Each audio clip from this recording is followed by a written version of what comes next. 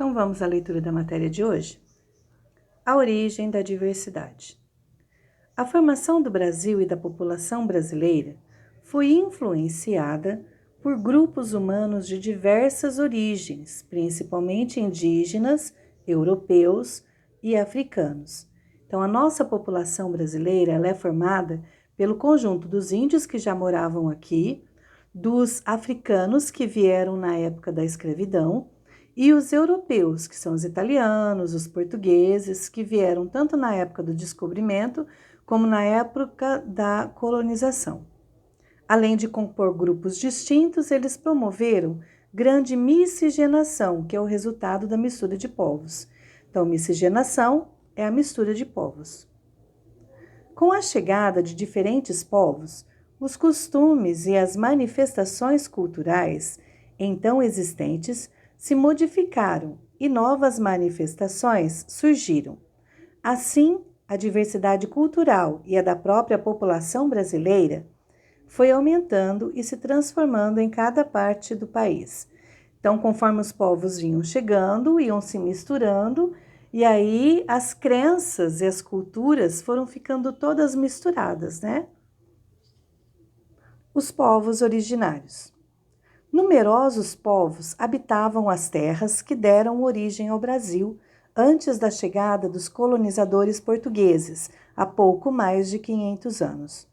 Por serem os primeiros a habitar essas terras, podemos considerá-los povos originários ou nativos. Estima-se que a população nativa era de aproximadamente 5 milhões de pessoas, até a chegada dos colonizadores. Então, quando os portugueses chegaram aqui, tinha aproximadamente 5 mil pessoas que já moravam aqui no Brasil, que é os povos indígenas. A partir de então, os indígenas foram vítimas de violência e de escravidão, e também atingidos por doenças transmitidas pelos não indígenas. Então, quando os portugueses chegaram aqui, os indígenas, eles não tinham contato com as doenças que eles trouxeram da Europa. Por isso, conforme eles pegavam algumas viroses, por exemplo, como eles não tinham, como o corpo deles não combatia essas doenças, eles acabaram morrendo. Então, acabou morrendo por causa da escravidão, por causa da violência, né? E também por causa das doenças que os portugueses trouxeram. Por isso é que a população diminuiu muito. Povos inteiros chegaram a desaparecer. Então, aquela quantidade de tribos indígenas que tinham aqui no Brasil desapareceram. Muitas delas não existem mais. Vamos ver as questões aqui. Número 1. As frases a seguir se referem à formação do povo brasileiro. Discuta com os colegas de que modo elas se relacionam. Não vamos discutir com os colegas, mas eu vou comentar aqui com vocês. O povo brasileiro se formou pela união e mistura de grupos de diferentes origens, o que possibilitou a diversidade de fisionomias, costumes, tradições, línguas e valores. E é possível afirmar que não existe uma cultura brasileira única. Então, essas duas frases, elas se completam, porque com a mistura dos grupos, dos povos, foi tendo uma diversidade. Nós vemos que tem gente com olhinho puxado, mais moreno, mais branquelo, de olho azul, de olho preto, né?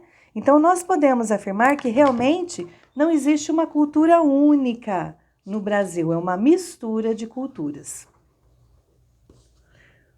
Muitos povos nativos tiveram de abandonar suas terras e parte de seus costumes, inclusive sua língua de origem.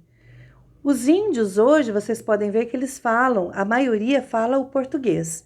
Eles não falam mais a língua tupi-guarani, por exemplo, algumas tribos falavam, eles não falam mais, eles foram obrigados a...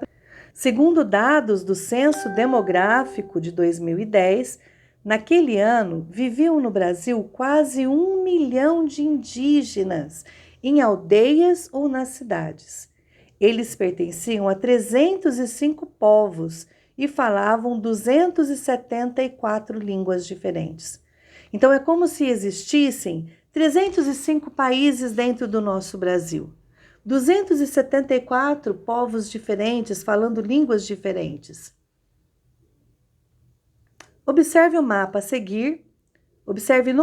seguir a localização das terras indígenas no Brasil. Então, nós vemos aqui na legenda que essa parte em verde é a área demarcada. E as bolinhas são área com extensão não representável dessa escala. Os risquinhos mais fortes é o limite do país e o mais fraquinho, limite do estado. Então, nós temos aqui os limites do país e aqui dentro os limites do estado. Esses pontos em verde são até as terras demarcadas pelo governo federal, pela União. E essas bolinhas são terras que não são marcadas, são demarcadas. Tem tribos morando aqui, mas não são todas que são oficializadas pelo governo. Pergunta número 2. Atualmente, o número de indígenas no Brasil é muito menor do que no início da colonização. Por quê? Essa resposta a gente pode encontrar na página anterior, quando fala da violência, das doenças, que foi por isso que eles acabaram sendo dizimados, né? Eles morriam por vários motivos e hoje eles já existem em bem pouca quantidade. 3. Observe novamente o mapa acima e responda.